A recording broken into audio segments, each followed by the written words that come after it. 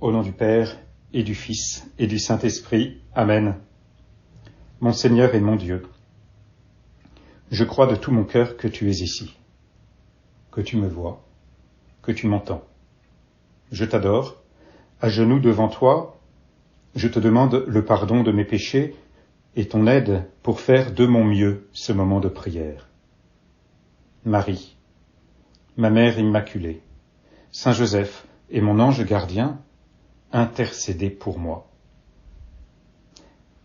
L'été est parfois synonyme de vacances, de soleil, de fête, de mariage peut-être, de joie, de temps passé avec des amis, d'apéritifs, d'hiver. Et voilà que l'Évangile aujourd'hui nous parle de jeûne et d'absence de l'époux. Un peu rabat-joie, diraient certains. Il faut le reconnaître, il y a comme un petit côté décalé dans l'Évangile aujourd'hui. Il y a, disons-le, toujours un petit côté décalé dans l'Évangile. Décalé avec notre vie, blessée par le péché, recalant notre vie sur celle de notre Seigneur Jésus-Christ, l'époux. Toi, Seigneur, vers qui nous nous tournons, et ce moment de prière, Seigneur, est l'occasion de recaler ma vie sur la tienne. Non pas que l'époux ne soit pas là, il est là, il n'est pas là. Je suis avec vous tous les jours jusqu'à la fin des temps, nous dis-tu, Seigneur, et c'est vers toi que nous nous tournons en ce moment. Tu es bien là, nous croyons que tu es ici, que tu nous vois, que tu nous entends. Mais tu nous dis aussi, les invités de la noce, pourraient-ils donc être en deuil pendant le temps où l'époux est avec eux? Mais des jours viendront où l'époux leur sera enlevé, alors ils jeûneront. Et c'est vrai, Seigneur, que tu nous as été en quelque sorte enlevés, élevés aux cieux. Tu es là et tu n'es pas là. Et nous aussi, parfois, nous ne sommes pas là. Finalement, ce n'est peut-être pas tant toi qui es absent, mais nous qui sommes absents à toi. Ce décalage, c'est celui de notre vie, régulièrement.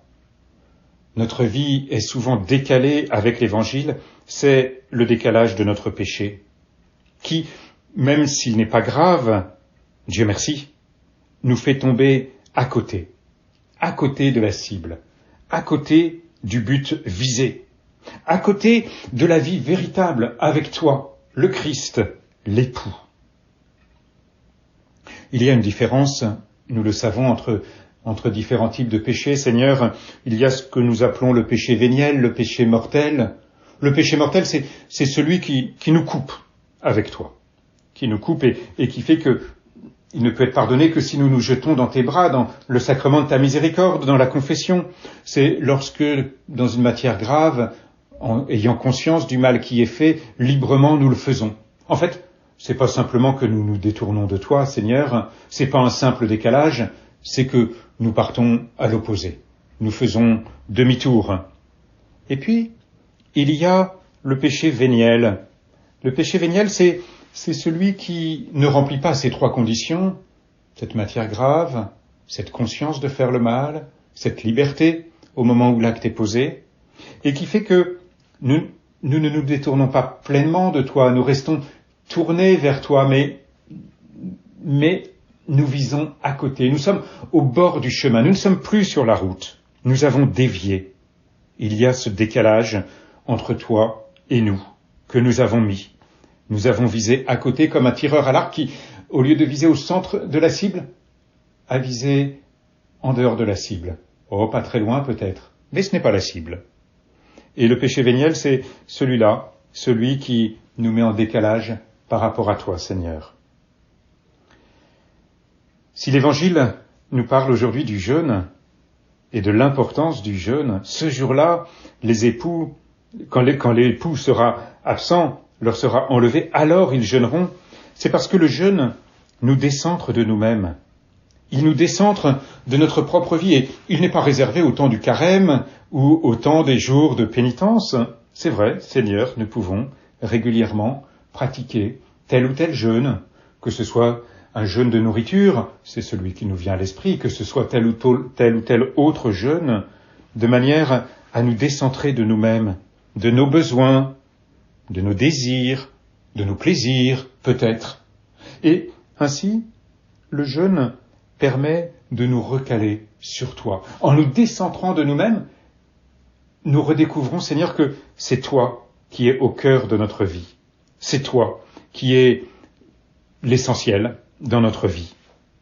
Le jeûne vient aussi, en quelque sorte, rénover les outres que nous sommes pour recevoir le vin nouveau.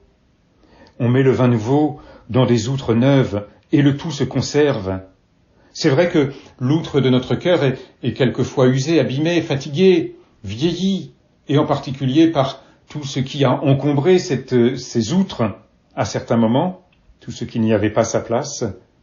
Et le jeûne vient purifier tout cela, redonner une nouvelle vigueur à notre vie, disponible à ce moment-là à accueillir toute la grâce que, Seigneur, tu veux nous donner. Alors oui, Seigneur, il est légitime de jeûner aujourd'hui. Autant tes disciples, quand ils étaient avec toi, se trouvaient pleinement dans la joie de ta présence. Autant nous découvrons, je découvre, Seigneur, que ma vie n'est pas pleinement en ta présence, qu'elle est décalée par rapport à l'Évangile. Et j'ai donc besoin, Seigneur, de cet ajustement qui passe aussi par le jeûne. Ajustement pour aujourd'hui, pour pouvoir, dans les temps qui sont les nôtres aujourd'hui, pour pouvoir recaler ma vie sur ton Évangile, pour pouvoir vraiment vivre pleinement de l'Évangile. Ajustement aussi pour demain, si j'ose dire, Seigneur, quand je dis demain, je pense à la vie éternelle avec toi. Heureux les invités au festin des noces de l'agneau, dit le prêtre au moment où il élève le Saint-Sacrement, où il te présente à toute l'assemblée. Heureux les invités au festin des noces de l'agneau. Nous sommes, chacun d'entre nous, et le monde entier, est invité à tes noces, à ces noces. Les invités de la noce peuvent-ils être en deuil pendant le temps où l'époux est avec eux?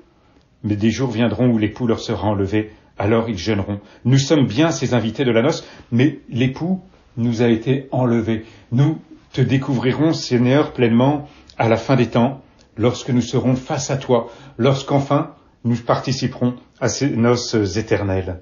Et ce jeûne que nous pouvons vivre aujourd'hui peut-être, ou dans la semaine qui vient, peut-être, tel ou tel jeûne, ce jeûne nous prépare aussi à cette vie éternelle. Ce jeûne nous prépare à vivre avec toi.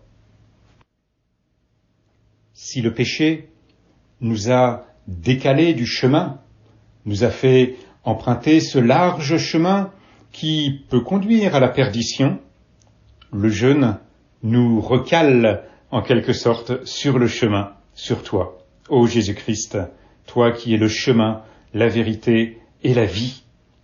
Alors oui, même si nous sommes en plein été, avec le soleil, la fête et ainsi de suite, il est bon, Seigneur, de rester toujours ajusté à toi.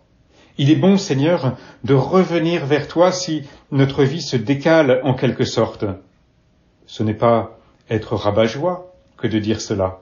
Au contraire, c'est pour nous rabattre vers la joie véritable, nous rabattre vers la joie éternelle, alors que nous serions en train de nous perdre et de nous orienter sur un chemin de tristesse.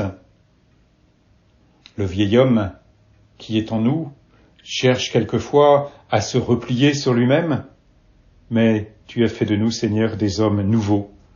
Dans ces outres nouvelles, tu as mis le vin nouveau, le vin de l'Esprit Saint. Tu nous as sanctifiés pour que nous puissions vraiment, avec la grâce de ton Esprit Saint, nous tourner toujours vers toi, vivre unis à toi.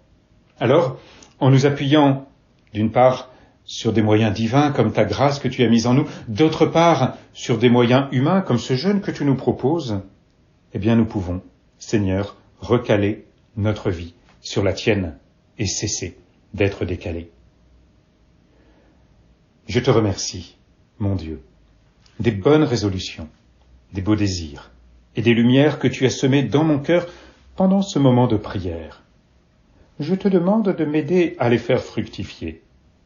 Marie, ma mère immaculée, Saint Joseph et mon ange gardien, accompagnez-moi toujours en chemin.